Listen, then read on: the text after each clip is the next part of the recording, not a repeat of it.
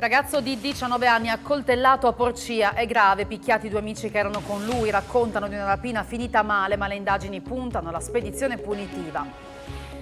Bufera sul procuratore di Trieste, De Nicolo, dopo le parole sul referendum sulla giustizia. Il vicepresidente del Senato Calderoli presenta un esposto in Cassazione, parla di illecito disciplinare. Conclusa l'edizione 2021-22 di Sapremo, con 1000 studenti a partecipare agli incontri in presenza in streaming, al centro l'educazione alla legalità e a stili di vita sani in memoria di Alice. Appello del sindaco di Trieste Di Piazza, quello di Udine Fontanini, sulla durata dell'anno prossimo. Davanti a tutti, dice Di Piazza, sfida il gonfalone di Trieste e torna sulle polemiche sulle molestie. Il River Plate vuole far rientrare i giocatori cresciuti nel vivaio e sta parlando con Pereira per stappare l'Udinese. Dall'Argentina confermano l'offerta, ora la decisione al giocatore.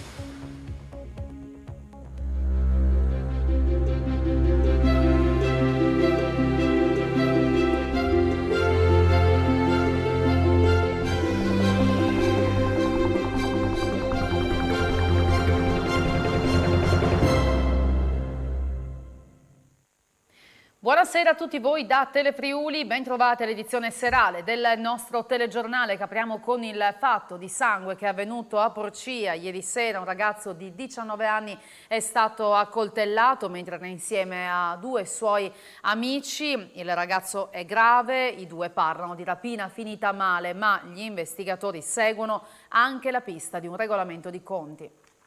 Una brutale aggressione è avvenuta ieri sera, poco dopo le 19, Porcia, via Dante, all'altezza del sottopasso ferroviario. Un giovane di 20 anni è stato accoltellato. Assieme a lui c'erano altri due giovani che hanno riportato ferite lievi, per le quali sono stati medicati e dimessi. Il ventenne è stato invece accolto dapprima in pronto soccorso a Pordenone, quindi nel reparto di rianimazione. Le sue condizioni sono gravi, la prognosi è riservata, ma non sarebbe in pericolo di vita.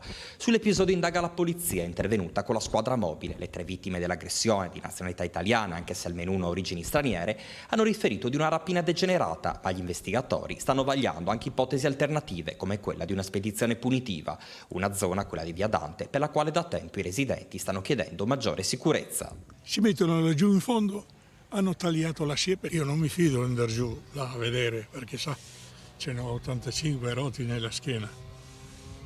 Ma qua non succede niente, il comune se ne frega. C'è questa viuzza qua, sì, che è frequentata da tutte le persone strane.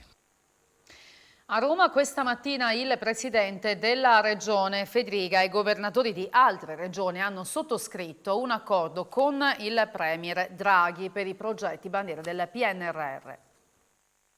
Sono i progetti bandiera, i primi che le regioni realizzeranno grazie ai fondi PNRR, e se sul versante tirrenico si punterà su un centro di medicina computazionale tecnologica in Friuli Venezia Giulia, si punterà invece sull'idrogeno con la creazione di impianti nelle zone industriali dismesse. Questo è un tema, devo dire, particolarmente importante, soprattutto al momento storico e anche viste le tensioni internazionali che sta vivendo l'Europa e il nostro Paese, cioè l'approvvigionamento energetico e la capacità di fornire fonti alternative di approvvigionamento alle nostre realtà produttive, ma devo dire anche alla parte civile, è molto importante. Il premier Mario Draghi ha sottolineato come il PNRR sia un piano che parte dal basso, con il contributo proprio degli enti locali e delle regioni. I progetti bandiera intendono premiare le capacità creative degli enti territoriali, rafforzare la coesione sociale e territoriale. E come dicevo prima, quelli di oggi sono solo i primi, ce ne saranno altri e voglio rivedervi tutti di nuovo qua. Il protocollo, nel caso del Friuli Venezia Giulia, prevede che ci sia una interlocuzione stabile con il governo, dove nasceranno dei tavoli di confronto, e poi la creazione di progetti collegati che possano sviluppare anche il settore della ricerca nella filiera dell'idrogeno con le sue diverse declinazioni. È bufera per le parole pronunciate ieri dal procuratore capo di Trieste, De Nicolo, sul tema referendum sulla giustizia. Oggi il vicepresidente del Senato, Roberto Calderoli, ha presentato un esposto configurando anche l'illecito disciplinare. Parliamo di reati come il traffico di droga che, a prescindere dalle quantità anche mostruose, sono reati che non vengono eseguiti con violenza alla persona e quindi ricadrebbero nell'alveo abrogativo del referendum. Quindi queste persone arrestate in flagranza verrebbero immediatamente scarcerate.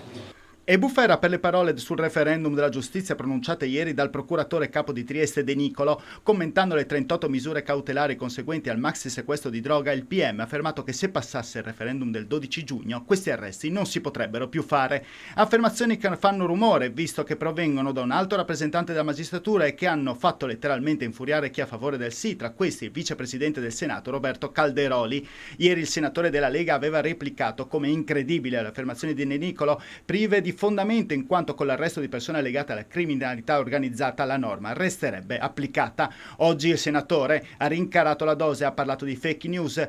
Per questo, questa mattina ha inoltrato un esposto indirizzato al Ministero della Giustizia e al Procuratore Generale presso la Corte di Cassazione, configurando l'illecito disciplinare. Sul caso è intervenuto anche il presidente deputato di Più Europa, Riccardo Maggi, che parla di gravità inaudita di condizionamento dei cittadini sulle espressioni di voto.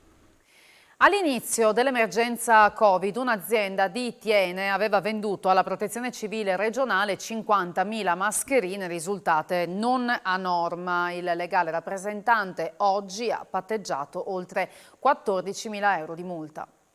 Per la Protezione Civile del Friuli Venezia Giulia, quelle 50.000 mascherine KN95 consegnate all'inizio della pandemia hanno sicuramente rappresentato una boccata d'ossigeno. I dispositivi però non erano conformi agli standard tecnici. Di qui l'imputazione di frode in pubbliche forniture.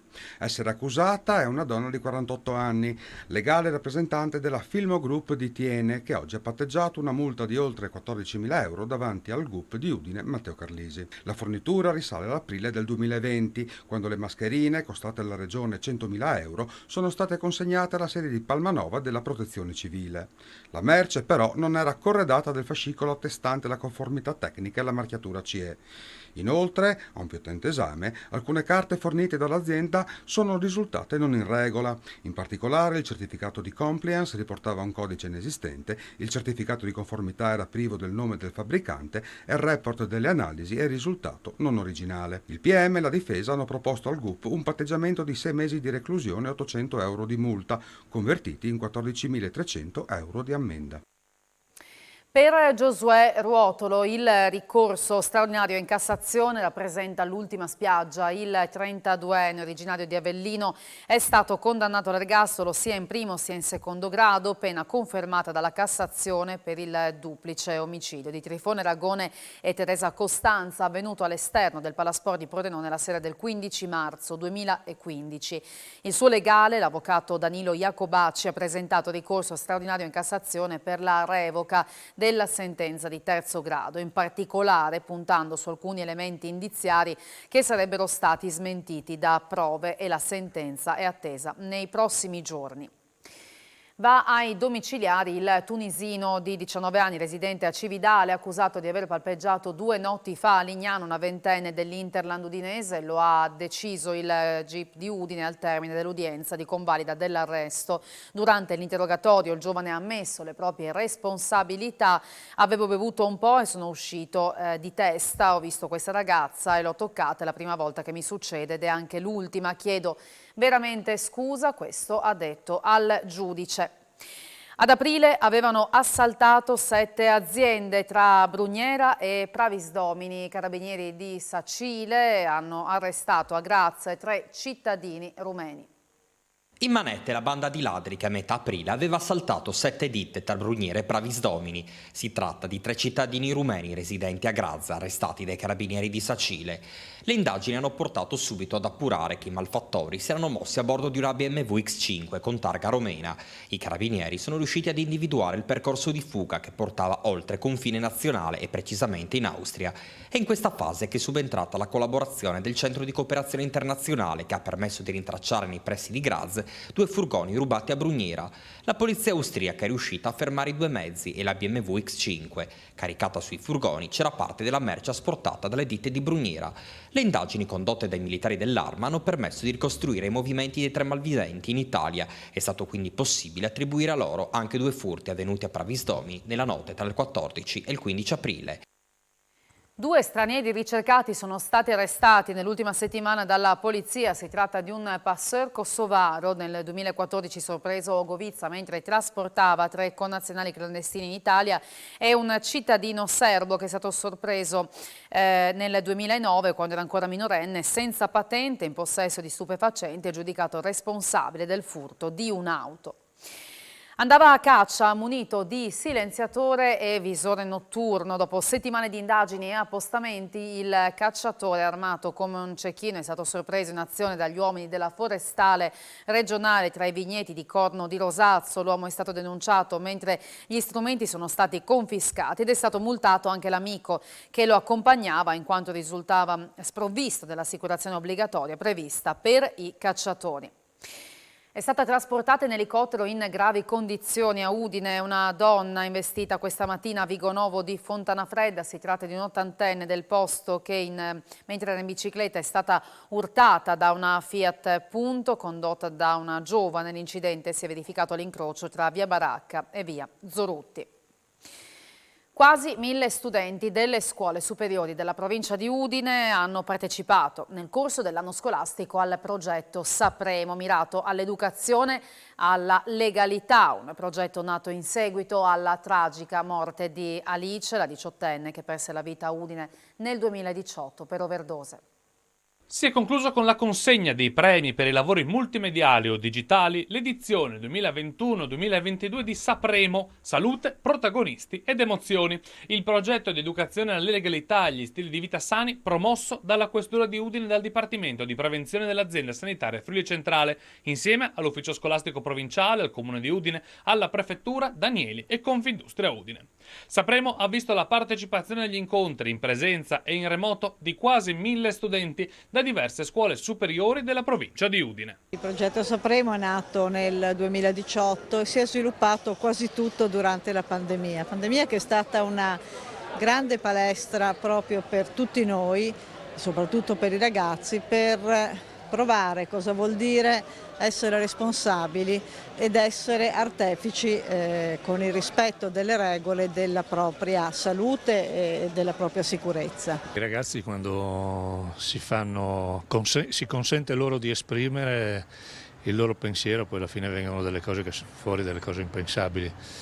Alla fine questo è un progetto che parte per contrastare l'abuso delle sostanze stupefacenti, alla fine in realtà è stato un grande master relativamente al tema delle dipendenze. Ritengo che sia fondamentale far vedere ai nostri ragazzi che abbiamo delle debolezze, che abbiamo avuto dei problemi, che abbiamo avuto paura, e spiegargli che il pensiero di fare qualcosa di difficile crea molta più ansia e molta più preoccupazione dello sforzo necessario a farlo.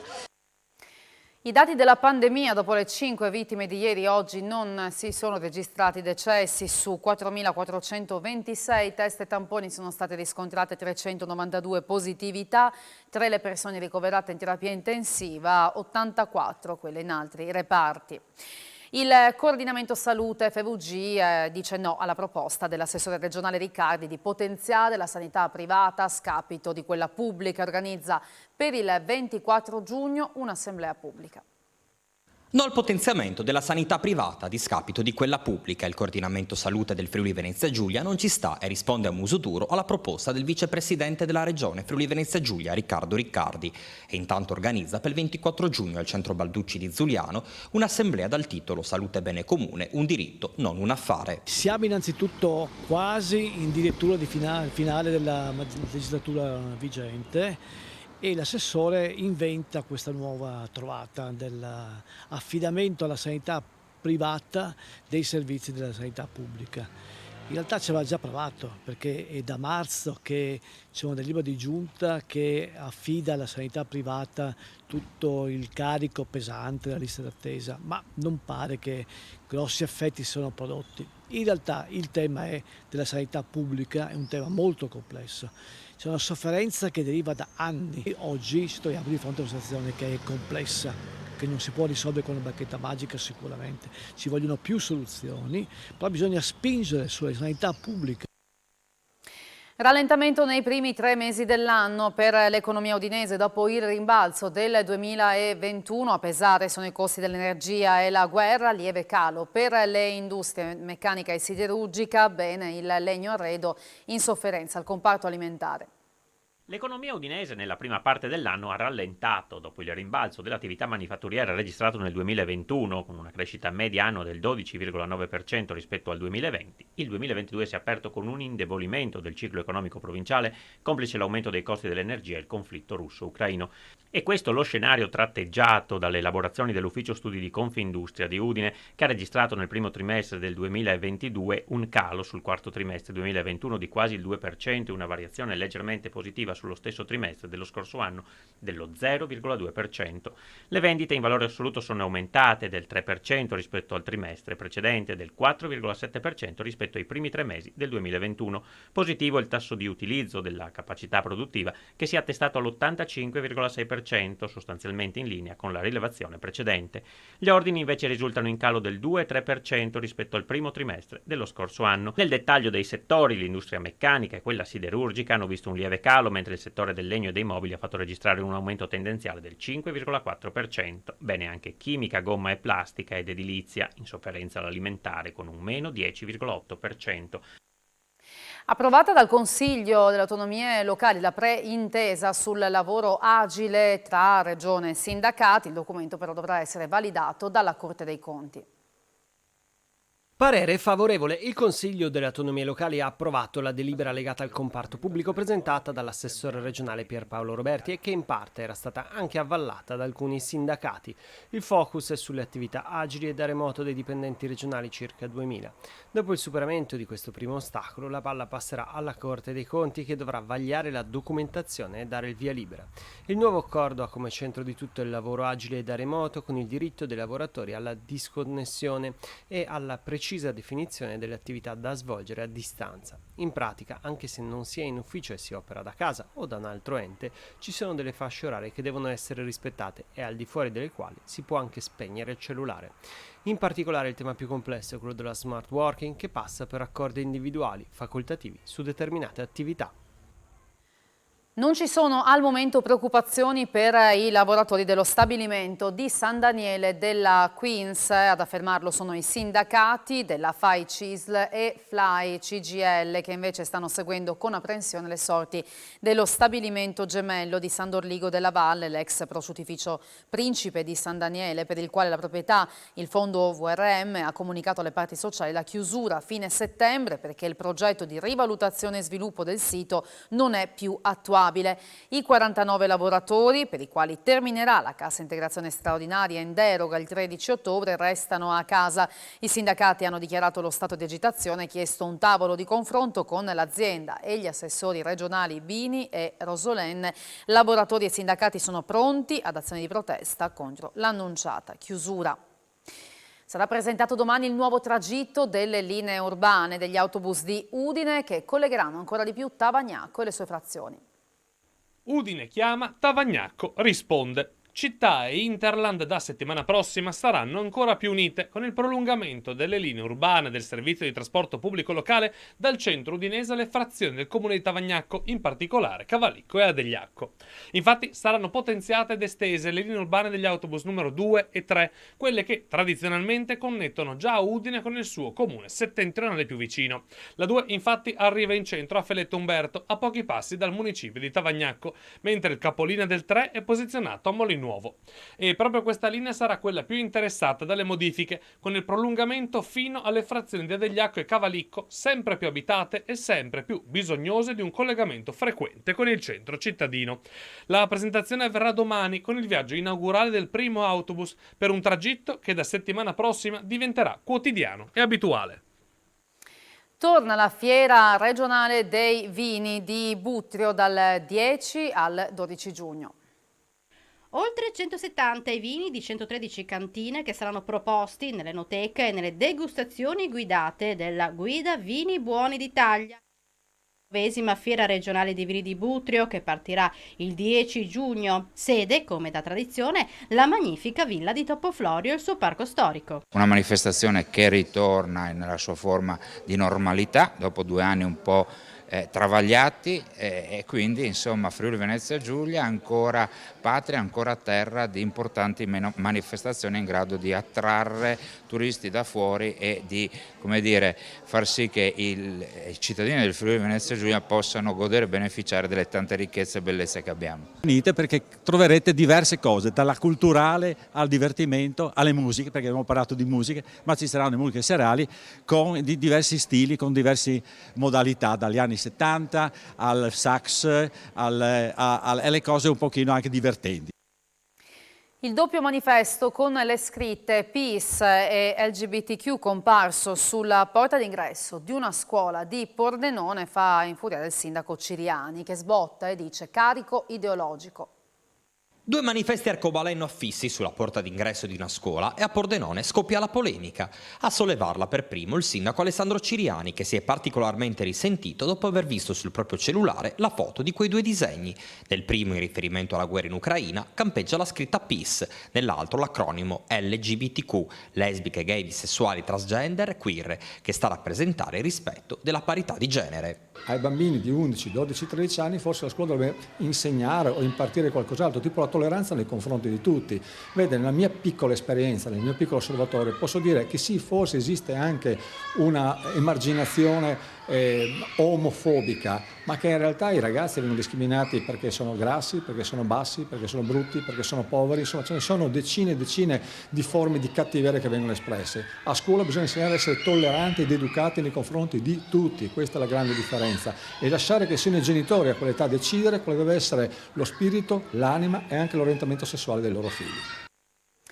E a Udine, sui muri di 2 scuole elementari, dagli sfregi Novax dello scorso dicembre si è passati a 2 murales colorati. Vediamo. 2 murales ricchi di colore e realizzati dai bambini. Ecco come si presentano oggi i muri di cinta delle scuole elementari Giovanni Pascoli di Topo Wasserman di Udine, presi di mira lo scorso 16 dicembre da un atto vandalico. L'idea nasce nel corso di un consiglio d'istituto da parte di alcuni genitori che si sono offerti di ripulire muri deturpati, da cui poi è sorto un autentico capolavoro, reso possibile dalla stretta sinergia tra bambini, insegnanti e il materiale donato dagli sponsor. Dai colori del murales quello che giunge è un forte messaggio contro la guerra in corso in Ucraina. Una bambina che grandissima disegna il mondo con un pennello pieno di colori e con i suoi piedini schiaccia dei carri armati che sono minuscoli rispetto a lei, e questo vuole essere davvero un emblema e un messaggio di pace. L'opera sarà inaugurata venerdì alle 10:30 alla presenza del sindaco Fontanini. Tutti i bambini saluteranno il sindaco e sarà un bel momento di condivisione. Chiederò al sindaco di Udine di aprire la donata degli alpini con il gonfalone di Trieste, lo dice il primo cittadino di Trieste, Roberto Di Piazza, che aggiunge poi: ribadisco il diritto di dire che una ragazza è bella, le donne sono un dono di Dio. C'è stata la polemica che l'ha coinvolta, possiamo spiegare cosa è successo e come la chiudiamo definitivamente? No, io non la chiudo, la tengo aperta, perché fino a quando non daremo alle forze dell'ordine la possibilità di regolare il tutto, fin quando non diremo a chi arriva da altri paesi con una cultura diversa che devono adeguarsi alle nostre leggi, che le forze dell'ordine possono usare il manganello, che possono usare le manette, che possono fare, come posso dire, che possono attivare le leggi, poi andiamo ad attaccare gli alpini, che sono l'immagine del nostro paese, come dicevo prima, dei nostri valori, e abbiamo attaccato gli alpini, ma siamo matti. Quindi la teniamo aperta? Io la tengo aperta, io voglio regole in questo paese, chi sbaglia deve pagare. Riguardo agli apprezzamenti alle ragazze che passano... Beh, guardi, se io non posso fare ancora un apprezzamento a una bella ragazza, il più bel regalo che ci ha fatto il buon Dio sono le donne, no? Allora dico, quando passa una bella ragazza potrò dire che bella ragazza. Il prossimo anno si sfila a Udine, che consigli si sente di dare ai suoi colleghi, al collega Fontanini e non solo? Chiederò di aprire, visto per come ho difeso gli alpini, chiederò di aprire la manifestazione, sfilerò col gonfalone di Trieste che è molto vicino agli alpini, vedremo se mi danno questo onore.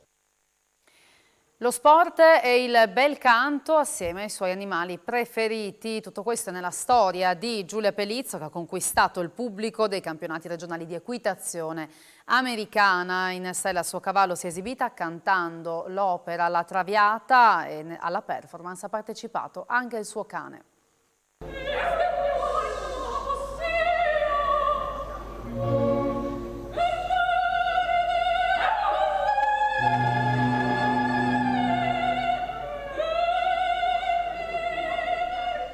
Un'esibizione vincente a 3 che vede protagonisti anche una cavalla, Mimosa, e un cane, Ronnie. Stiamo parlando della disciplina dell'equitazione americana reining che coniuga sport e bel canto. La cividalese Giulia Pelizzo ha eseguito la sua performance, ma a distanza il suo cagnolino, che ormai la segue dappertutto da 9 anni, ha cantato assieme a lei.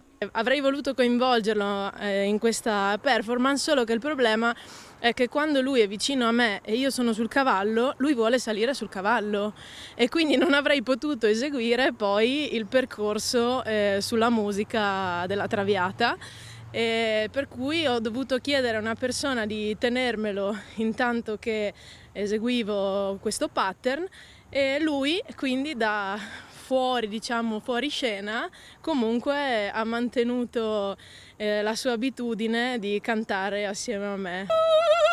Scalpiti a quegli accenti.